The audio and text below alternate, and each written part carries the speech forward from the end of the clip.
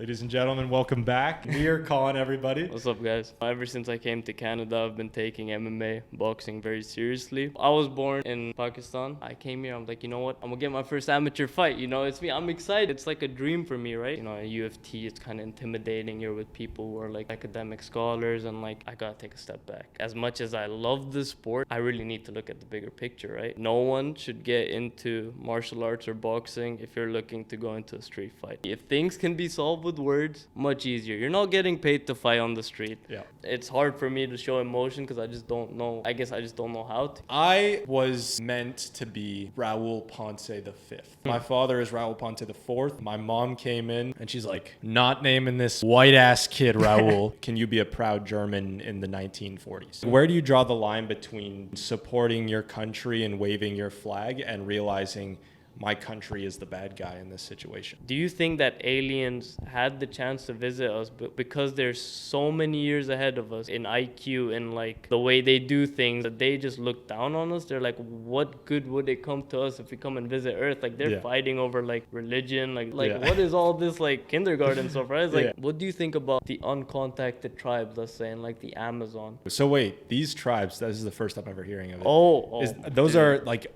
these are actual like people that exist, or is this like a conspiracy too? No, these are actual people in the Amazon rainforest that exist that have like been uncontacted for like, I want to say like thousands of years. My dad's my role model. My father at the time, you know, you're 12 years old now. You're like, you're a man now. I was like, yes. And then he's like, here. And he gave me a gift. It's an air rifle. And for people who don't know what an air rifle is, it's kind of just like a bit lighter. It's kind of like a .22. And I point the gun right at my father. I shot and the gun went off and it was aimed right at my dad. It made the sound, it kind of recoiled, and I just shut my eyes.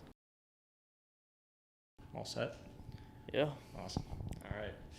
Ladies and gentlemen, welcome back to the VoV podcast, Voices of Vic. Not sure what episode this is. I should have told you at the start. I don't know exactly when this is going to go out, but 40-something. Episode 40-something. We've had over 40 guests on the podcast. Awesome. And I think if I had to bet on who out of the 40 would win in a fight, I might go with you. I might have to take you. There's some strong guys. I'm not gonna say we have any strong guys, but you actually fight. You do MMA, boxing, all that stuff. Yeah. So I've been, ever since I came to Canada, I've been taking MMA, boxing very seriously. And it's just one of my passions, man. I feel like this is the best sport in the world to watch and, maybe even to participate, but to watch, definitely, man. That's awesome. Amazing. They just had the UFC in Toronto last weekend. Yeah, I know. I wanted to go, but seems like, I would have had to take out a loan from TD because the prices were a bit crazy. But no, the main event was amazing. People say it was a robbery, but like the fight was very, very close. I was happy with any decision. Yeah. I'm just happy that, the sport is picking up in Toronto too. Like not only I know in North America the sport has been amazing, but all around the world, like I know they're going to India soon, they're going all around Asia. Yeah. I just feel like, people should really start getting into watching it. It's amazing, bro. I agree. And we'll talk more about it. I should have gave you a better introduction. Meer Khan, everybody. What's up, guys? Third year Rotman student. Yes, specializing in economics and finance. Yeah. So I'm an economics student. We'll be able to share that in common. But you're from the UAE and Pakistan. Where's home? Yeah, so I was born in Pakistan. I lived my first 5 years, 4 or 5 years in Pakistan. That's home for me. I love my country, but I've been all around the Middle East. I'd want to say like when I was 5 or 6, when my sister was born. We moved to Saudi Arabia, and then that was home for like 4 or 5 years, and then Abu Dhabi, UAE, where I've been, rest of my life. And it's kind of like, I don't want to say an identity crisis, because when I come here, people ask me, like, oh, where are you from? Yeah. I'm like, I'm from Pakistan. It's like, so you've lived your whole life in Pakistan? It's like, no, I lived in Abu Dhabi. Oh, so you're from the UAE? So it's like, I don't know, like home for me is always Pakistan, but Abu Dhabi is like my second home, the UAE. Absolutely. What country have you felt had the biggest like fighting sport presence? Like where is MMA, boxing, like is that bigger in Pakistan or is that bigger in the UAE? I'd say, well, there's not a lot of gyms in Pakistan for MMA and boxing. I feel like in Pakistan, like, the funding goes to cricket, badminton, sports Yeah. like those. Yeah. In the UAE, I wouldn't really say MMA. I'd say like more jiu-jitsu and judo. So in MMA, there's different subsectors. In UAE, it's big in jiu-jitsu and judo. But I was just excited to come here because in Canada and the States, like MMA here is big, man. Yeah. Like every single subsector and like just the opportunities you can get here. One thing though, in first year that I experienced, like when I came here, I didn't really focus too much on the bigger picture. I didn't really focus as much on studies. I came here, I'm like, you know what? I'm gonna get my first fight. Yeah. I'm gonna get my first amateur fight. It's me. I'm excited. I've been wanting this. It's like a dream for me, right? 100%. So, first year I didn't really focus too much on school, and I saw that every time I'd sit in the library, I'd be in my room. I'd just be thinking. I'd just be watching footage. I'd just be thinking about like moves, about like defense. And then, my grades started going down. It was hard. I didn't really tell this to a lot of my friends.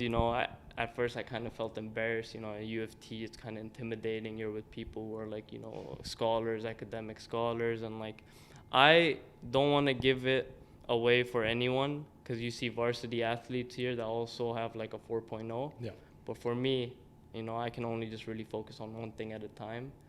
And yeah, and I didn't tell this to my friends, but during the summer I was actually here in RJ doing summer school because I had to get my grades back up, and I was this close, brother, this close to almost packing my bags and going back home because I wasn't gonna meet my program requirements. Yikes. And I didn't tell this I haven't really told this to anyone because I just felt embarrassed, Yeah, no, I hear you. And I had to take a step back for a bit from training because I have to focus on the bigger picture. Fighting isn't gonna pay my bills, Fighting isn't gonna feed my family, so I have to look at the bigger picture, bro. Absolutely. No, I hear you. And I talked about this with another guest on the podcast, but I was saying that a good measure of success, because a lot of people ask that question, what's success to you? What's success to you? And there's some good answers, there's some terrible answers, but something that I think is a good measure of success is the level of your problems. So how good are your problems?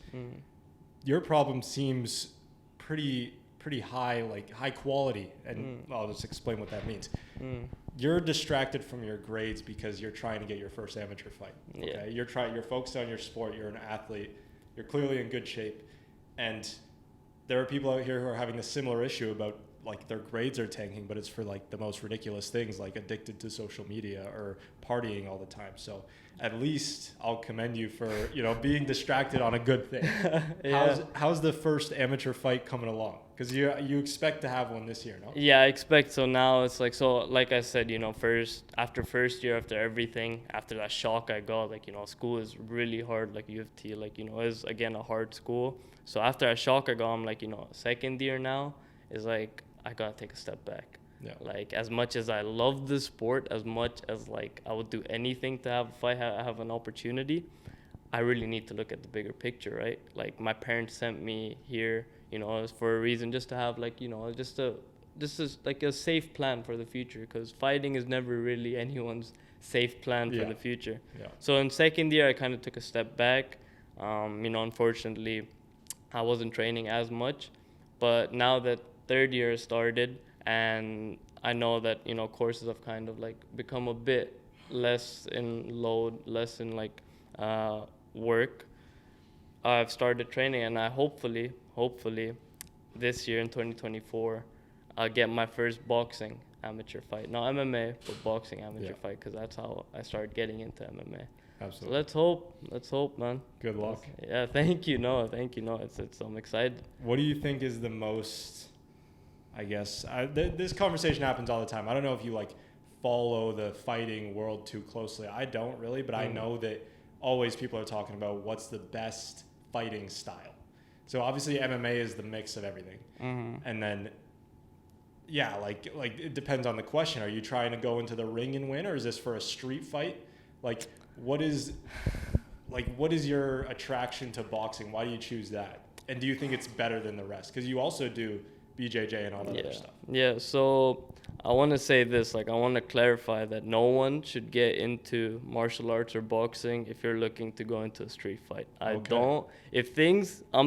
Take this from me, if things can be solved with words, much easier. You're not getting paid to fight on the street. Yeah. There's no one you're gonna impress by like fighting some blah blah. If you have to defend yourself, and that's the only thing I'd say. If there's a time where you either have to defend yourself or someone you love, you can do that. But I advise you, like, you know, as soon as you throw a combination, throw a punch, whatever, run away. Yeah. Just there's no loss in ego in running away. You don't know what the other person has. Yeah. That other person could have a weapon. He could have that other person just, you know, could just have less to lose, you know. So it's like, but I feel like the best fighting style, in my opinion, is wrestling.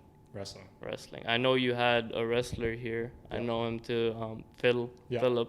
And, you know, he's a good wrestler, and like wrestling is just amazing. There's like, if you can just take someone down and then the other person just doesn't know what to do, they're in for, like, you know, a ticket to hell, bro. Like, they're gonna get tired. They're like gonna be like going around, blah blah. They just don't know what to do. And like a wrestler just has that insane cardio where it's like you're just gonna tire them out without even landing a punch. Yeah. I think wrestling is like amazing. That's awesome. Yeah. That's awesome. I respect that. Yeah. When I was reading through your form there, Yeah. there was a bunch of like impressive shit.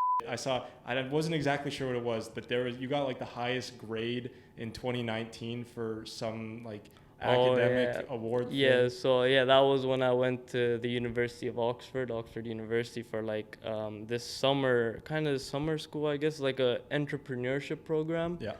And yeah, it was like my first time in the UK in 2019. It was raining all the time. Yeah. Like that's one thing I got from. But like, yeah, so it was just like a kind of summer course where it's like you go in with like, you know, other people, like little teams, and you had to make a product, like not make a product, but like deliver a product to the class and like create like financial sheets, all that stuff, like stuff that like, well, I was like 16, dude. Like I didn't know anything about financial sheets. I just knew how to talk, and I just knew how to like, you know, kind of just like persuade people. Yeah. So yeah, I ended up like, you know, getting an A star, which I know in like the UK, which basically just means an A plus here. Okay. And then I like, you know, yeah, it was the highest grade that they gave out that year. That's sweet. So I was like, cool. So I saw that. I saw you quit smoking when you were young. I saw obviously the boxing stuff. Yeah. A lot of this is just like, it's reminding me because there's a big theme I feel like nowadays with guys our age in terms of like self-improvement, you know, working on your body, working on your mind.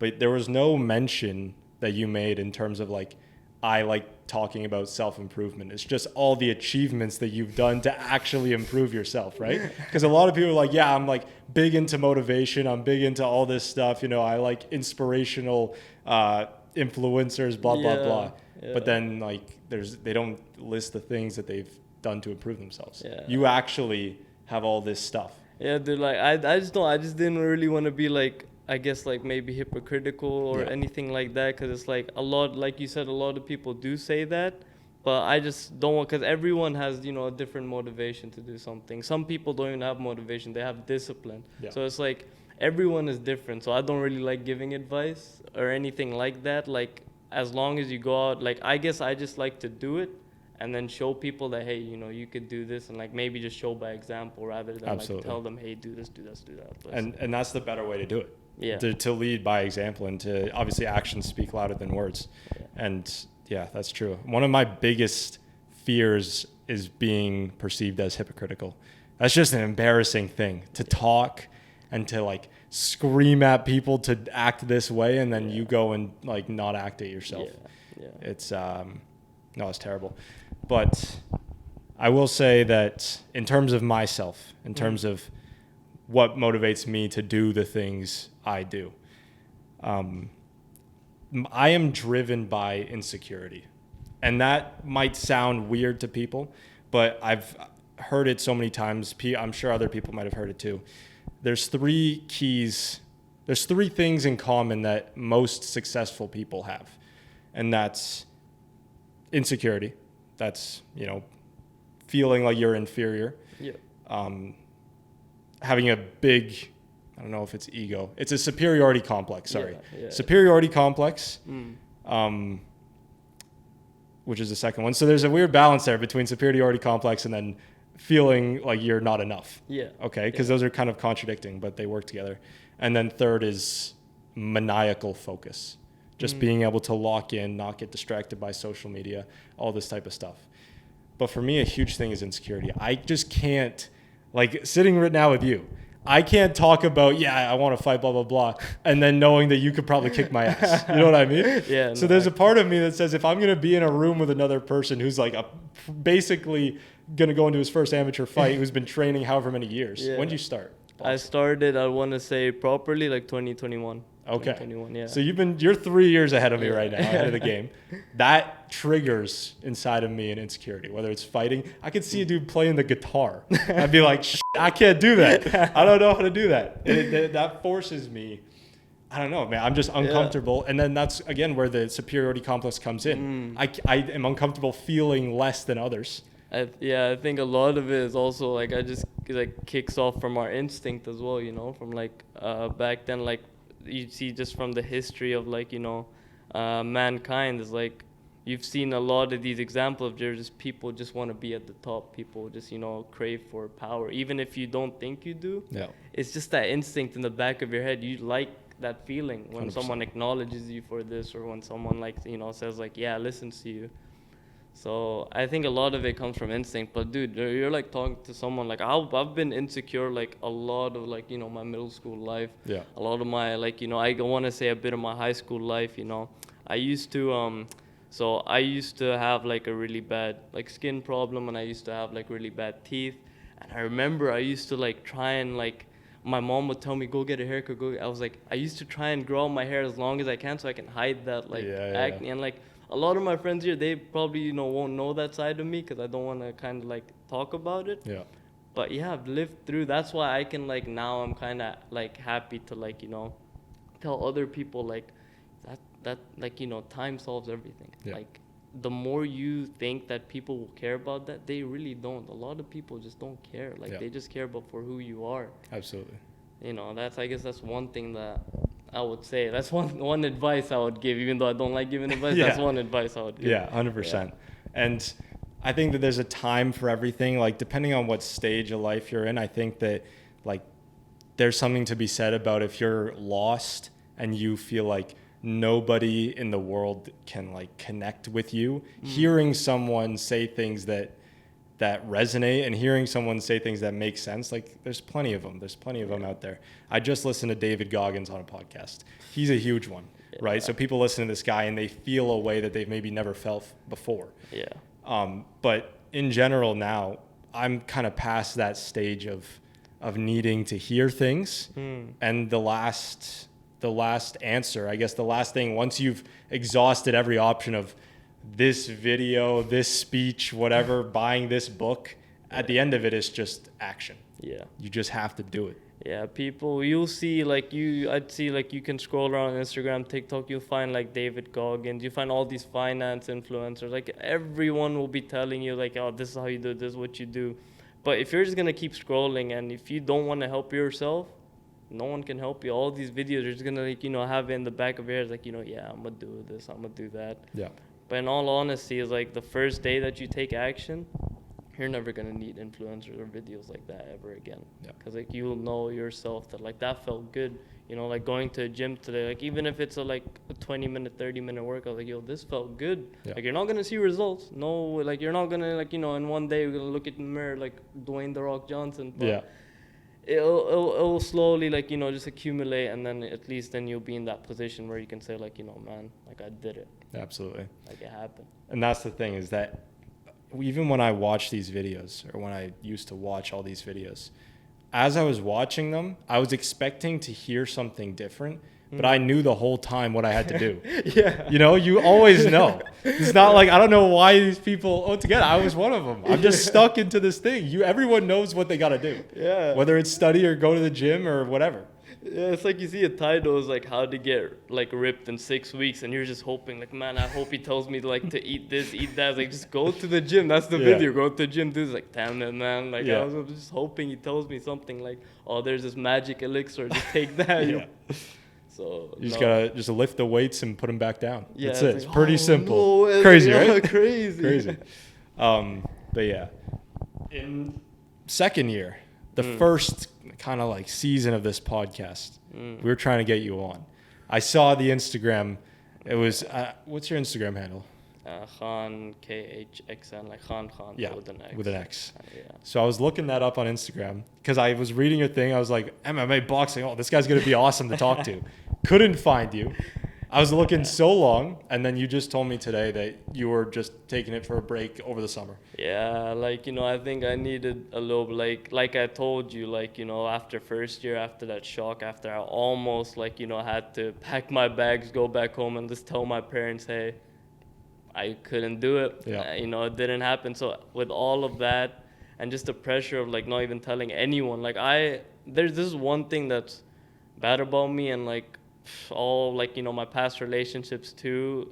One of the reasons why, like, a lot of them didn't work is because I just don't like to communicate as much. It's like, I listen to your problem. If you ever have a problem, like, Carter, if you, like, right now tell me about, like, oh, I've been dealing with that, I will be here for you. Yeah. I will talk to you like 3-4 hours, right? No matter what.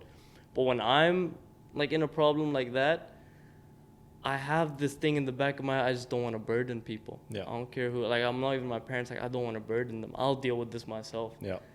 So, yeah, with all of that going on, I was like, you know what, I don't need, like, social media for a bit. Yeah. It's deactivated, and it was nice. I didn't get it back until, like, until I guess I messaged you again. Yeah.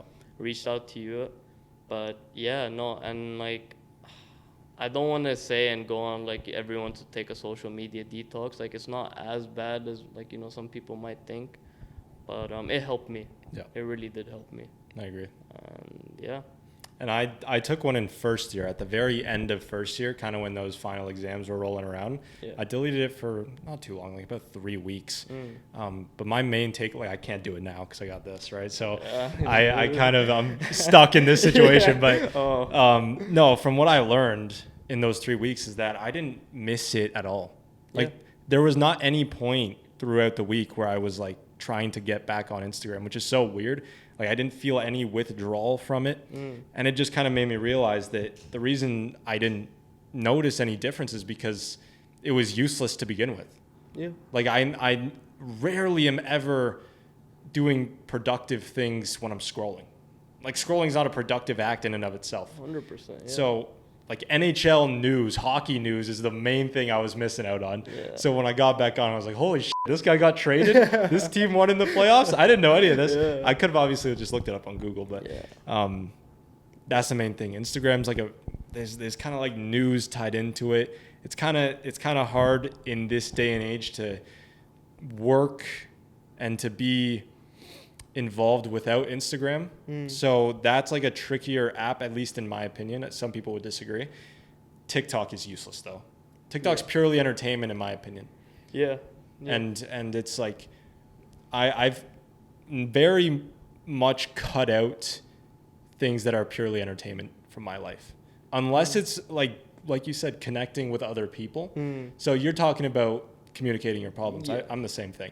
Yeah. I don't want to burden people just because, like, I haven't really struggled through anything that I don't believe I can figure out myself. Exactly. Yeah. Exactly. The worst thing in the world could happen to me. I still probably would believe I could figure it out myself. Yeah. Exactly. You know what I mean? Yeah. No, I think a lot of that also comes from, like, I guess just the way I was raised as well. Like, I was raised, I want to say, in, like, a family of like just discipline, like discipline and, like, independent men. Like, my grandfather, he was like a military man, cadet college. Yeah.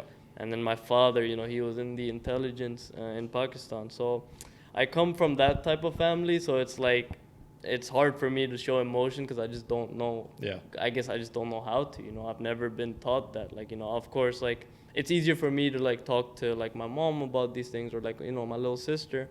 But yeah, like, just, again, like, it's just hard for me to express my feelings to my friends because I'm like, I can figure this out by myself. Do you ever want to express your feelings? Is there ever a time where you're like, I just wish I knew how? Yeah, I'd say so. Yeah, like, definitely a lot of times, like, maybe after, like, everything, I'm like, I wish I expressed my feel. I wish I just told someone about my problem. It might have, like, been solved easier, like, quicker. But then again, it's like, I always come back to is like you said, like, I can figure this out myself. Like, there may be a time where I might be alone, and then like, you know, I can't express my feelings. So I just need to learn to be independent. Yeah. But again, there's pros and cons to that. Yeah. No, I completely agree. Yeah. And I think there's benefit in the struggle as well. Yeah. If this was a podcast with me, you, and each of our mothers, they'd probably be screaming at Yeah. us to open up more. Yeah. You know what I mean? Yeah. So, because she's watches this, she watches all of my episodes, which is amazing. awesome. Hi, Mom. But yeah, like it's like there's things to learn from figuring things out on your own. You know what I mean? I'd much rather be extreme in the way of never seeking help than always seeking help. Because someone who always seeks help is completely reliant and dependent on others to fix their shit. Yeah. And the truth of the world is that there's not always going to be someone there for you. Yeah, man, the world is rough. Like, there's gonna be some people who take advantage of that too. It's like, so you need to like, and then there's also then, like you said, like the other extreme where people who only rely on themselves, and they just get disconnected and feel isolated, and like other people around them, I guess, like don't talk to them as much. So Yeah. you just have to find that sweet balance, like with everything in life. 100%. I want to talk more about your background and your ancestry in particular. I saw there was an interesting note there. Yeah. To start off, once again, we were just talking about moms. Yeah. At the end of every episode, she'll like ask me questions that she wished I asked the guest. Okay. So like moms have like these mom questions that people listening probably like wouldn't think about that much, but I don't know. She comes up with some interesting stuff. A big one all the time is, why did you come to U of T? So, Canada was never my first choice. My first choice when I was in high school was go to UK to do law. And all my friends were going to UK. I was like, hell yeah, like let's go to UK. So I've already been there, you know, I'm kind of an expert. I've seen everything. So, and then crush the entrepreneurship yeah, thing. exactly. Yeah. It's like, oh, I got this, like, you know. Yeah. But, so then, like, you know, at the latter end of high school, like when COVID hit, and like, you know, COVID was crazy and all that, and then like I started hearing in the UK that like as a lawyer after COVID as well, like it's gonna be really hard for you to find a job there just because of the competition, man. Like no matter like your skills, accomplishment, all that is just gonna be really hard. And like I remember this was one of the first times I was actually having like you know, just a open talk with my father, and he was telling me like, you know, listen, like it's your choice at the end of the day, but why not Canada? Like I'm like, Canada? He's like, yeah, why not Canada? I'm like, yeah, like, you know, I've heard, like I haven't heard that much about Canada, but it's like I just know, like, you know, it's a nice place, safe place, everything. I was like, yeah, I'll look into it. So I started looking into it. I saw U of T.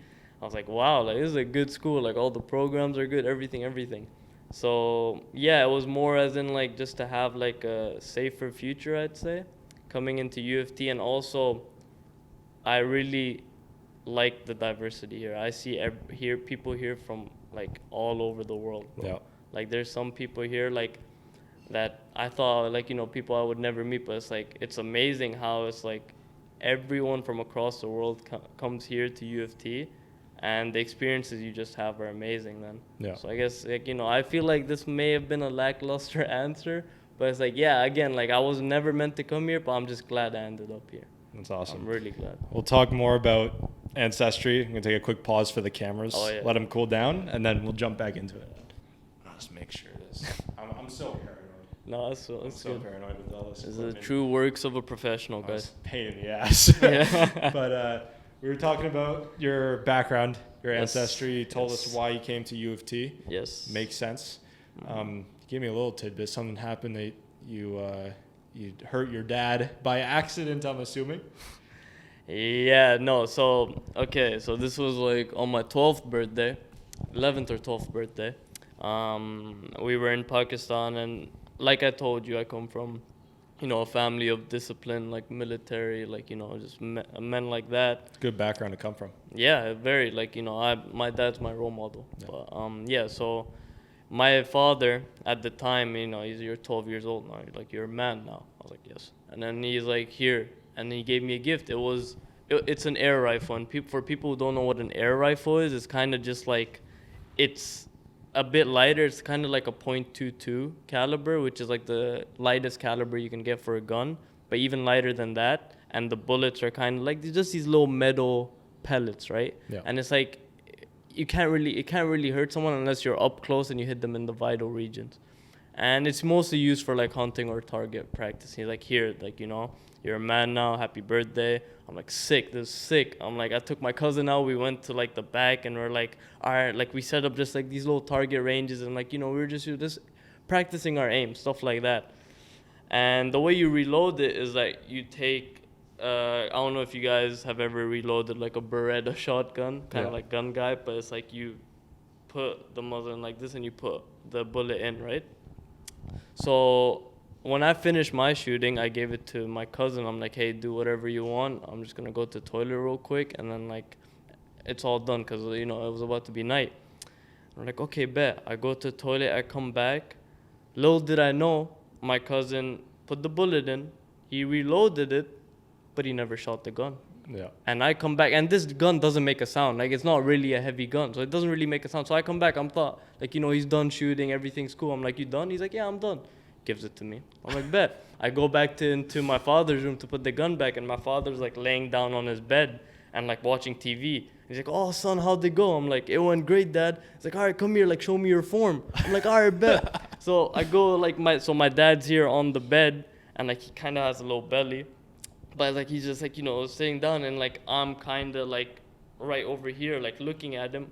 He's like, show me your form. I'm like, okay. And I point the gun right at my father. And he's like, okay, and then, like, do you remember what to do? I'm like, yeah. So it's like, I just hold my breath, and then I shot, thinking it was empty, thinking there was nothing. I just wanted to, like, I guess my bad, trying to be a showman, trying to give my dad the extra pizzazz to shoot, you know, just to hear, like, the click. Yeah. But I shot, and the gun went off, and it was aimed right at my dad. And, like, it made the sound, it kind of recoiled, and I just shut my eyes. I, like, shut my eyes. I'm like, oh, my God, I've just killed my father. Like, what? And then I open my eyes. I look at my dad. He's fine. The bullet didn't touch him. Like, he's just looking at me shocked. He had this new BlackBerry right next to him. Completely shattered to pieces, dude. Like, completely shattered to pieces. And we just both look at each other.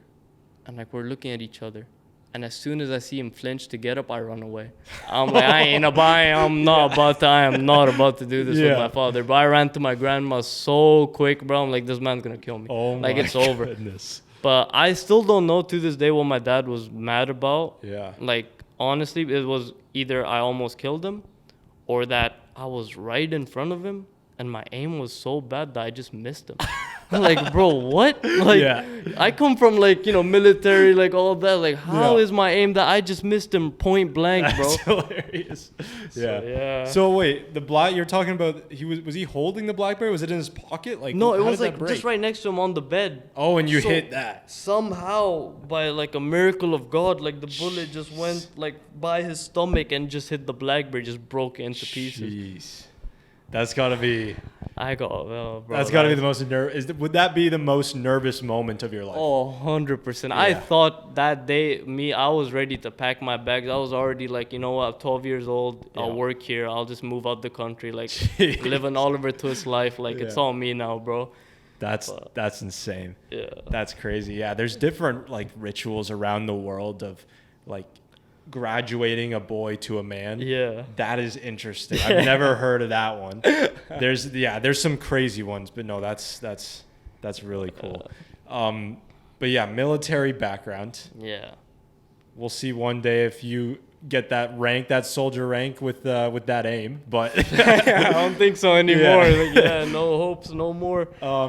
Talk about like further back, like past your grandfather. You have a deep ancestry. Yeah, so like I said, like I told you that, you know, me and my father, and like we were born in Pakistan, and my grandfather too, but before that we actually come from Afghanistan. And like if you go look all the way back into our ancestry, so my full name is Meer Khan Durrani, right? Durrani is my last name. I don't really use it, but in Afghanistan, our ancestry leads all the way back to Durrani Empire, the first king of Afghanistan, which was Ahmad Shah Durrani. Wow. And it's kind of really cool. And my dad first told me about that. He's like, you know, we're related to him. And it's like, because my granddad comes from the north of Pakistan, which is close to Afghanistan.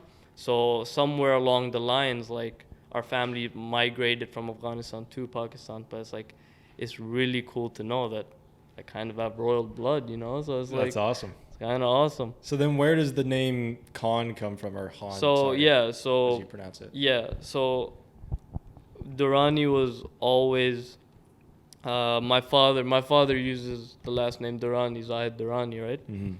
For me, like, our full name was always, like, for him it's Zahid Akbar Khan Durrani, me it's Meer Akbar Khan Durrani, but he uses Zahid Durrani.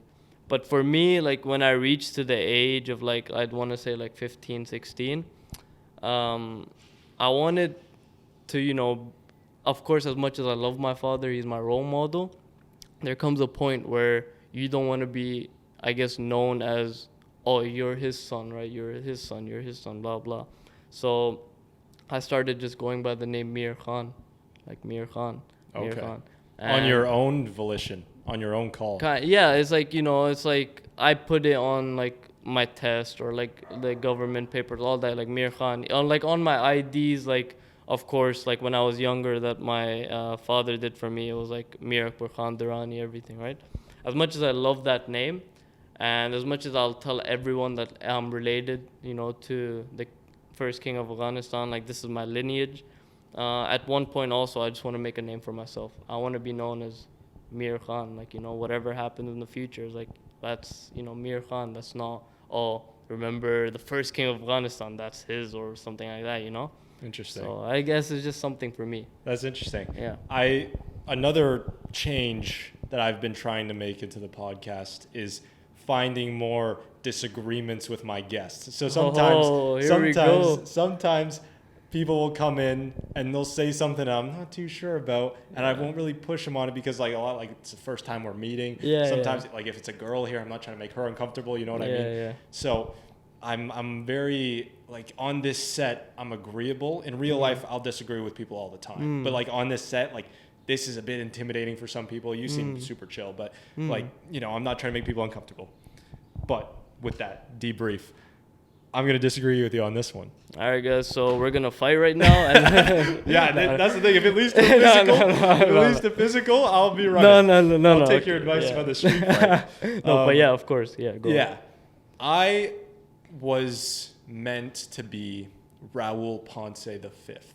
My father is Raul Ponce the Fourth. My mom came in Canadian, first Canadian wife, I think, of that lineage, because my dad is the Mexican flag from up there. Yeah. And she's like, not naming this white ass kid Raul. All right, he's gonna struggle. Yeah. So they agreed to name me Carter Ponce.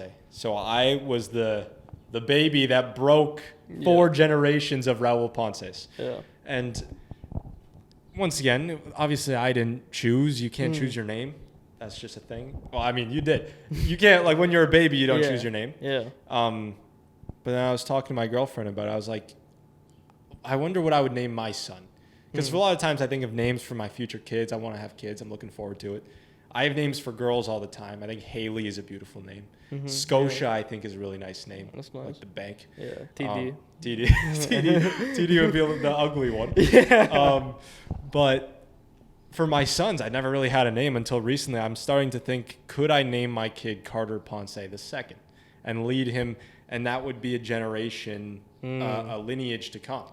And you're saying that you don't want to be known as, once again, the descendant of this amazing king. You want to make a name for yourself. I would just argue that I think that you contribute to a larger team. I don't think that it's any less of you. I think that they see you as just part of the collective. So for me, at least, if I was named Raul Ponce the Fifth, I don't know if I would see it as, once again, we're talking in an imaginary world. Maybe I would. Obviously, I'm not Raul Ponce the Fifth. So like, it's kind of like the grass is always greener. But I would just see as, you know, I am the 5th descendant of this lineage. I have to make my contribution. It's not going to take away from me to be a part of a great team. You know what I mean? Yeah. So, I mean, you follow soccer. Yeah. What's your favorite team? Barcelona. Yeah. So, like, think of the top 5 players on Barcelona. I don't think that I mean, then I guess I was going to say, I don't think that the name Barcelona overshadows any of them, but maybe it's meant to. Maybe the lineage is more important than a person's individual, I guess, legacy. Yeah, no, yeah, no. Like with the points you said, I agree with them. Like I agree with that, and yeah, for me as well. Like I'm not saying that like, I just want to disconnect fully from that lineage. No, and yeah. just You did say like you're proud yeah. of. Yeah. I love this, and like you're right. Like I like that point you make. Like I guess working as a collective to just keep bringing that name up. Yeah. And no, that was interesting. Like that's something. Again, I just feel like when I was just younger, I just got into this thing where it's like, instead of like Meer Khan, it's like Meer Khan. But again, yeah, when my son or my daughter, like, when they're born, Durrani will be in their name. But again, if they want to use it, it's up to them. Yeah. If they want to use Khan, up to them. Hopefully they don't use any other names because it's kind of weird. Yeah. Like, but like 100%. up to them. But like, yeah, I like that point you make about the collective. That's a good point. When you showed up here, did you give Michael Khan a big hug? You guys share the same name. Michael Khan, that was crazy because I came a week late first year. So one of my courses was RSM 100, first year course. Yeah. And I just emailed them, being just like, I just wanted to show that I'm a proficient soon. Like, hey, Professor Khan, like, I'm so sorry that, like, this will never happen again. It's just, delays and visa, whatever. Yeah. And then he messaged me back saying, no worries. And then he says, Mr. Khan to me. Yeah. And I was like, yo, this guy is cool. It's like, oh my, like, we already have that, Yeah. And then we proceeded to never talk again. But I thought that was a cool interaction. Yeah. I was like, oh, this guy's pretty chill. Like, That's sharing last name. Yeah. Yeah. That's really cool. We'll talk more about history. Yeah. Because I think that just listening about your history, it's awesome. I haven't done an ancestry thing myself. Like, I don't think that you got yours from ancestry. I'm sure that your parents. Yeah, it's just kind of told. Yeah, like you guys know your family history. For me, it's a little less clear. I can't go back that many generations to really know. Maybe once again, I probably am not from a royal descent. So, like, why do you think history is so important for people to learn nowadays? I have just recently been understanding how important it is because history, they don't say, well, a lot of people say history repeats, but I believe that history rhymes. So it's not like obviously the same things don't happen, but there's similar trends. Like things can be avoided so easily if you learn lessons from the past. That's exactly what I was gonna say. Is like, even though like people say history was in the past and it won't, like, we shouldn't look at old times, but I would say that with history, like you see like I want to say, like, I guess the Spanish flu of the 1920s, and then you saw COVID in the 2020s. Like they were very similar, right? Yeah. So I feel like, if you study history, it shows you those patterns and trends. And like if we're going through, like, let's say a recession, like with the Great Recession that happened a few decade ago, or 2008, sorry, and then with the Great Depression. So like you said, like there's trends and patterns, and the more you learn about history, the more anything happens here, like, okay, like there's no need for a new remedy if the old one already works. Yeah. I agree. But yeah, I think and for I guess just for people as well to learn about, like, I guess it's like strengthens a family bond, I'd say. Yeah. Like if you learn, like, the more you find out about your own history, the more proud you are of, like, your country, your lineage and everything like that.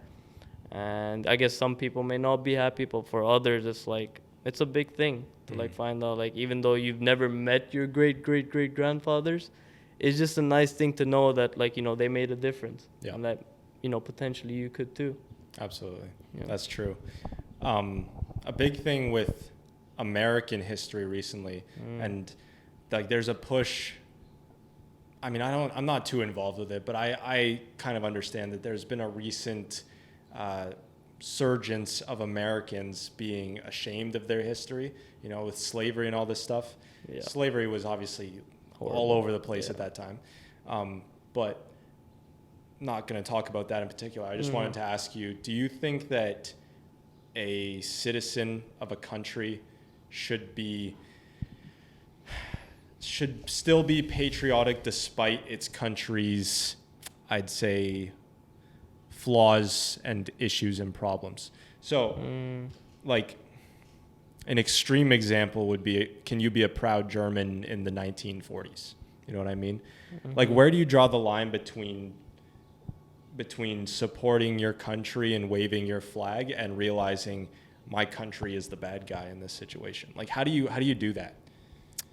I think when you're like with the American example, it's like, of course, they've had, a ruthless history, or like a horrible history at times. But I feel like even though at the time there was a large select of people that were doing that, I feel like if you understand that you yourself, like, for example, like if I was an American and if I, was just living by a good moral code, I was being a nice, like, person to everyone, I was charitable, all that stuff. If you have your own moral code, if you have your own good moral code, I feel like that's the best service you could do to your country. And you don't have to, as bad as the history can be, those people do not make up the whole of the US, Mm-hmm. There's still people out there that, like in the US itself, in Germany at the time, that were good people, like that didn't believe in that. And I feel like you shouldn't, like, be with that herd mentality of like, oh, if a country is like, let's say a country's population is 1 million, let's say 900,000 of them are just horrible people. Why should we base that country's history on those, like, a country's precedent on those people? And why not the other 100,000 that are doing amazing? Yeah. So, again, it's like it's, I guess, individual precedents. As long as you're being a good person, that's the best service you could do to your country. That's the best, like, meeting you. It's like, if I've never met anyone from, like, let's say, like, Canada or, like, Mexico or, like, your descent, I would say Carter's a good guy. Everyone in, like, Canada or Mexico are amazing. Yeah. So I guess that's the best thing you could do. That's fair. That's a good point. Yeah, that's a good point of what you say, how you could argue. I mean, let's take the Canadian example. Once again, I'm talking about being patriotic. I'm talking about a different country. Let's take Canada's example, how they were, I mean, there's huge, I guess, talk nowadays about how they basically, I don't want to, like, not offend, but I don't want to use incorrect terminology here, but the way Canada kind of formed was with a huge disaster conflict with First Nations people here. Once again, I don't know the history that well, which is, I should probably learn that before I start running my mouth on a camera. Yeah. But, like, is it fair to pick and choose what history you want to represent your country? So, like, I could say Canada's values do not represent the people that came in and killed these First Nations people, right? I could say that. I could say this flag, this maple leaf doesn't represent the devastations that took place against First Nations people. Yeah. Is that fair, though? Because that is the part of the country's history. They did, like, those people did do that. Those were the pioneers of the time. Once again, I'm a proud Canadian. Yeah. I don't condone the killing of First Nations people, obviously. It's just hard to find that balance. Like, I think it'd be a very negative thing if the citizens of every country started seeing their own people as like leaders as the bad guy, right? Yeah, no, that's true. And it's always like, that old age question is like, are you fighting for your leader? Are you fighting for your country? It's like, it's tricky. It gets tricky. Like, one thing I would just say is that, as long as you as an individual understand that, yes, the history of my country is not the best. It's been awful, but how can us, like, the next generation, how can we then set the next president? Like, even though I'll always say, like, there's no way to come for, like, I'm not giving an excuse or anything, like, there's no way that you can, like, come back from that, but it's just, how you can just move forward, keep moving forward, just being as charitable and as nice. I agree. I think it's important to highlight just, I guess, the reality of the country, and the reality of Canada is that there's plenty of amazing things this country's done on a global stage. You know what I mean? 100%. I think that there's ways you can look at it where it's like, yes, this was a bad part of our history. True. Look at all this amazing stuff we've done, though. Yeah. Like, I think you just need to think about the country as a whole, and I think in general people are more good than they are bad. So every country should have a net positive, list when you compare the two. Yeah, and there's no real rectifying of like the urgent situation, but at least like, we're gonna keep doing better. Yeah. It's gonna keep doing good. So absolutely. Yeah. 100%. I'm taking. I'm sorry. I'm looking over my list here, but I'm currently taking an astronomy course. I don't know when this episode's gonna go out, but I want to start a thing with this podcast, not with the actual interviews themselves, but just on the Instagram account. Okay. It's a thing called Course Bites. Course Bites. So it's do you know U of Tears, the account? Yeah. So the idea of U of Tears is that people go into this form and they submit confessions of stuff, and it's insane. Course Bites is a more positive, optimistic, less weird as shit version of that. Yeah. So I talk a lot about like the downsides of the traditional stream, going into university, doing a master's, career, blah, blah, blah, work 10 years, climb up the ladder, blah, blah, I use this platform to really speak against the status quo of what university means. But I also believe in education. I absolutely believe in education. And I think that if you're in university, there's no point of really entrenching yourself too deep and thinking it's all a scam. Yeah. I think that you should see your courses as there's going to be value in them. Okay, it's not all garbage. Like you're definitely learning here. 100%. So to promote that aspect, to promote that side of university, I thought of Course Bites. People go into a form. If there's something in lecture or in a reading or in a class that they were like, this is actually cool as shit. Yeah. This is interesting. This is not like as boring as people might think university is. Because a lot of the times people are like, oh yeah, I'm stressed, the exams, deadlines, all this stuff. But there are some times where you actually are listening to the professor and you're like, this is actually really interesting. This is cool. This is making me think. So this is why I want to start with VoV is I want, people to submit their interesting takeaways and I'll post them on the account. That's amazing. I think that's awesome. I think it also just like, I know for I was like kind of like, an example for this for a bit. It also encourages people to actually kind of, I guess, go to their classes because it's like you're indirectly like promoting the fact that like, hey, I get some people, like you said, think university is a scam. Like, hey, like, well, when are we ever going to use this in real life? But that's not the whole point of it though, is it? It's like, of course, not everything you learn, you're not like, you're ever going to use in real life. But a lot of it comes from a foundation.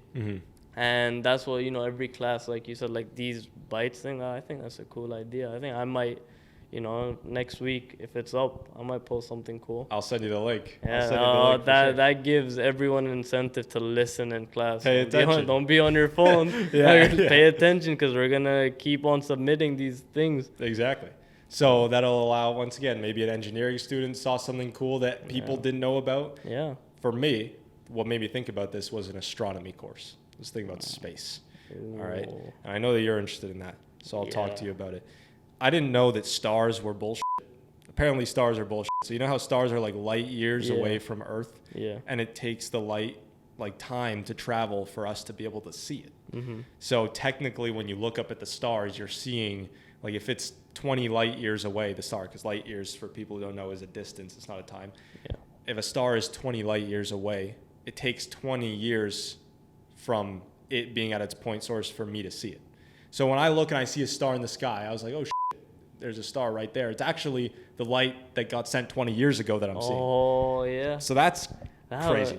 That is actually that. Yeah. So it's like that just shows how big space. Like I'm no astrophysicist. I never took any course. But it's like look at two economic students. Talking like listen closely because this is gonna help. But I always think about space as in like it's so big. First of all, like I don't even think we can fathom it. Like you said, that 20 light years, like all that. And I also, do you think, I'm gonna ask you a question. We're gonna flip the roles here for a second. I'm down. So, what are your thoughts on like the existence of extraterrestrial beings, aliens? Absolutely believe in them. Don't think that I don't think like we found any. Like I don't know if I believe in this stuff where the government's hiding the aliens. Yeah. But I do believe they exist for sure. But, like, would you be open to this idea? So I heard this from an astrophysicist, forgot his name, but he was talking about how, do you think that aliens had the chance to visit us, but why? Because they're so many years ahead of us in IQ and, like, you know, the way they do things, they're like so far ahead of us that they just look down on us. They're like, what good would it come to us if we come and visit Earth? Like, they're fighting over, like, religion. Like, they were like, bro, what? Like, what is all this, like, kindergarten stuff, right? It's like, so what do you think about that? Do you think that I'm open to that possibility? I believe that. Yeah, I absolutely believe that. The part of them flying by and just saying, nah, we're good, I don't know. I do believe that there's a smarter species out there. 100%. What are the odds that we're the only thing? I heard Elon Musk make a really interesting point. He said, I think it was Elon Musk. He said, when you think about aliens, the idea of it's either one of two possibilities. Either there's plenty of other life out there, which is scary to think about, that there's like, if there's thousands of other species that we don't know about, or this is the only thing. It's just us.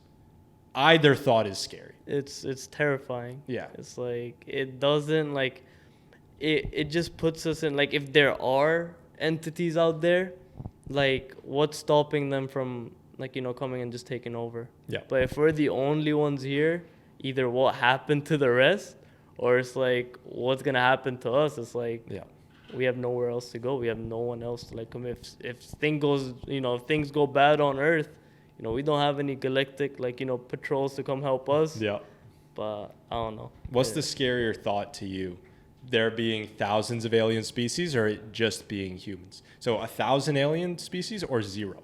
I'd say 1,000 alien species. You think that's scarier? Because then there's a chance of at least most of them or some of them being evil or, like, out to, like, get us. Got it. With 0, it's like, I guess, you know, we're here, and, like, when it finishes, like when Earth is gone, then, like, what's there then? If there's 0, then I guess it's just crazy to even fathom. Like, we can't even talk about it because we don't know what will happen. Yeah, it's confusing. For me, I think it's scarier that it could be 0. Really? Just the idea, because you just talked about how big space is. Yeah. And there's stars and there's sun. There's stars that are 1,000 times the size of the sun and shit. And there's different galaxies out there and planets that we've never been to and gases and black holes. And it's like, you're telling me that this tiny rock that we call Earth that's it? Yeah. That's scary. I think the rest is empty bullshit.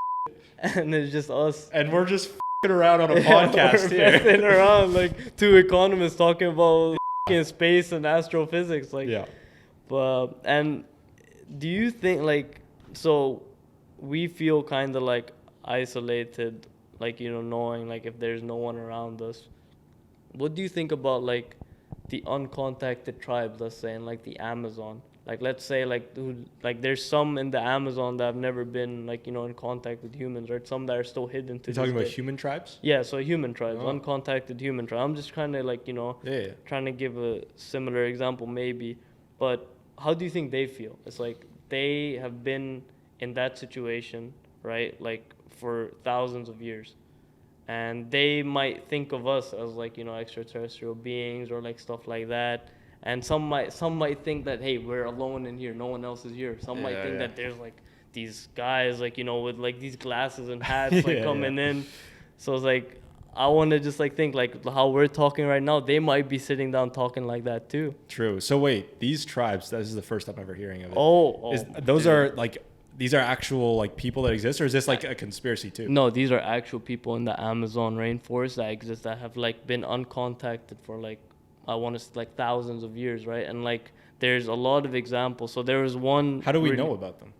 Because, okay, when I say uncontacted, some of them have been, like, seen. Some of them have been taking pictures. Like, there's really good examples and videos of, like, people going in there. And, like, there's videos of them, like, coming out with, like, spears and stuff like that. Oh, shit. There's one, and oh my God, this is really shit because I forgot the name of the island. I was watching a video of it. There is an island that is located near India.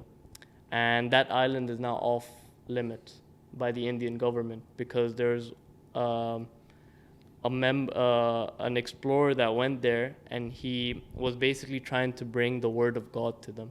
He was trying to bring Christianity to that island. Yeah. And he was write every day in his journal, like, hey, today I got this close. Today I tried to offer them fish, and they just threw spears at me.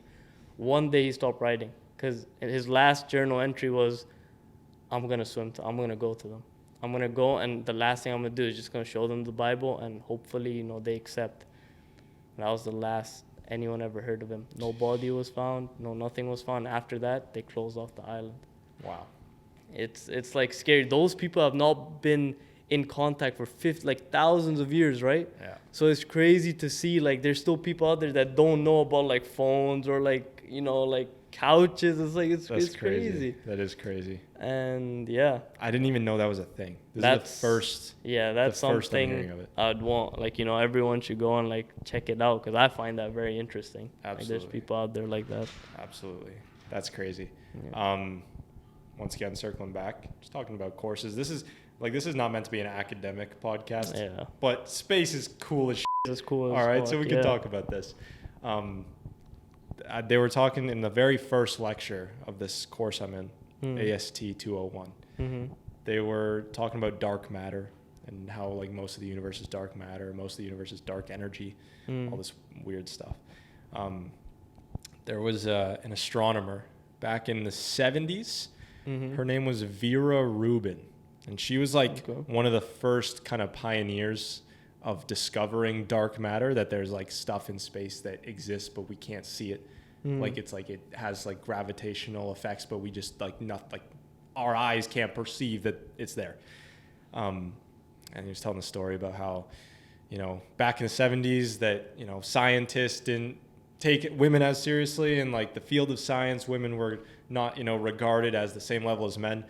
And I honestly think it's funny that Vera Rubin was the first person to come with this idea of dark matter. Yeah. Can you imagine how, like, how stuck she must have felt going up to, like, some of these, like, old dudes and thinking, listen, I know you're not going to believe me. I know this sounds crazy, but there's shit up there that we can't see. That is 80% of the universe, 95% of the universe. It's all, like, I know I sound crazy. Yeah. They must have been looking at it like, you are f***ing ridiculous. Yeah, like, get the fuck out of here. That just made it harder for women in science at the time, I bet. Like, this chick's talking about stuff that's invisible matter. Yeah. Oh, okay, invisible matter. It's never been, even back in, like, the 1600s, if a woman, like, tried to, like, talk about science, like, like, go away witch. I'm like, whoa, what the hell? Like, it's been so hard, but, like, of course, like, she revolutionized, and now everyone talks about. Now it's science. Now it's literally science. Like, it's because of her that, like, all these astrophysicists now get to know more about space and everything that's going on. That's just a tough predicament, because it is a crazy thing to think, like, there's matter that just we can't see. Yeah. But anyways, insane stuff. Yeah. Who would have thought as well, like, coming up with that? What if, like, someone, like, didn't really know about science, just came like, hey, like, that thing really far away, we can't see it, and that's what it's made out of. It's like, well, you kind of got a point there, bro. But it's like, unreal. Have you seen the movie Interstellar? Yes. You have? I had to watch it twice, didn't understand it the first time. I'm gonna be open, I'm gonna be honest. Yeah. I'm not a science guy, did not know what the was going on the first time. I had to watch it a second time. Do you understand it now? Now I understand it, yeah. I haven't seen it, but they briefly mentioned it, I think, in lecture, because we're talking about general relativity. And another thing I just figured out, I'm once again, I'm actually, now that I'm paying attention in class, and I don't have this mindset of, like getting distracted with other stuff, you know what I mean? For you, it was fighting. For me, it was probably the podcast, just thinking about other things I want to do. Now I'm more, like, locked in. There's a thing where time moves at different speeds depending on the gravity that you're in and depending on the speed you're going at. That was what Interstellar was about. Yeah, exactly. So, like, for people that haven't seen it, I guess me too, kind of, like, can you explain what happened in that movie? Yeah, it's like, as, like, for those who still want to watch it, I won't really spoil too much as well, but it's like, it's the movie about where he decides, like, where he wants to go. They have to do a space exploration. Again, not gonna spoil why or, like, what they found there, but the basic idea of it was that when they went that far out and where they went, time started to fluctuate. And that was based on how, like, Einstein's theory of relativity, how heavy gravity was at certain times. So if you're like in a black hole, let's say, the nearer you go into the black hole, as gravity gets stronger, time slows down. Time keeps slowing down, down until you get into that black hole, and then when you're in it, there's no such thing as time. Yeah. That's where everything is done. You're literally like, I think I was watching a video of it as well. It's like where you just get sucked in, you just get like deconstructed into nothing. So yeah, so the closer you get to where gravity is much stronger, time will continuously slow down. So like over here, as like, you know, a minute has gone by, up for someone where like, you know, if they're closer to a black hole for where gravity is really strong, could be like, I don't know the exact timings, could be like hours, weeks, months. Yeah. So yeah, it's just all about like him. So, and the movie was amazing too, because it's like you could see his whole time like frame, like an hour of the movie, like, you know, what he was doing. And then when he comes back, everything in Earth has changed. Yeah. It's like, bro, I've only been gone for like a couple of days. Like, what the hell? Now there's like flying cars, stuff like that. Yeah. So that's really cool. Yeah. I really, it's really, really cool. And so anyone who's listening to him right now, this is not a science fiction movie. Yeah. This is science. Yeah. This is how this works. When you're by a large gravitational field, what feels like an hour to you in this context, in this movie, was 7 years on Earth. Exactly. Yeah. It sounds crazy. That It sounds ridiculous. Yeah, because like in a day of our life could be a whole like lifetime for them. Yeah. Their whole life. Crazy. And again, like for like the aliens or extraterrestrial beings, like if it's like an hour for them and like 7 years here, how far could they be in like technology? Yeah. And true. everything like. Actually, that's a good point. Yeah, because like, the average lifespan would be like 1,000 years. Yeah, so like that's why it's kind of scary. Like they know so much, and like why would they come here? Yeah. Like coming here would be like half their life. Like who would want to go to that shitty vacation plan, bro? That's like true. Hell no. That's true. This has been a good conversation. It's been amazing, my friend. I appreciate you coming on. Thank you for having me, brother. After all this time, do you have any final thoughts to share with the people on the pod? Yeah, just I guess, you know, I'm again at the start of this podcast, like I said, I'm not, you know, I don't really give advice. Yeah. But one thing I will say is that, you know, from what I've experienced is that, you know, if you get a bad grade or if you're having a bad day, anything like that, time will move on and time will solve everything. It's not the end of the world. And it's just good to give yourself a break sometimes, kind of like this. And yeah, man. Also, free Palestine. Yeah. So, but thank you, bro. Once again, appreciate you coming on. Everybody, episode 40-something. That's Meer Khan. Like the interview. Follow on Instagram at Voices of Vic. TikTok at Voices of Vic as well. Actually, TikTok. Follow on Instagram at Voices of Vic. And we will see you next Sunday. Submit some course bites. Yes. And once again, appreciate everyone for watching. Peace out.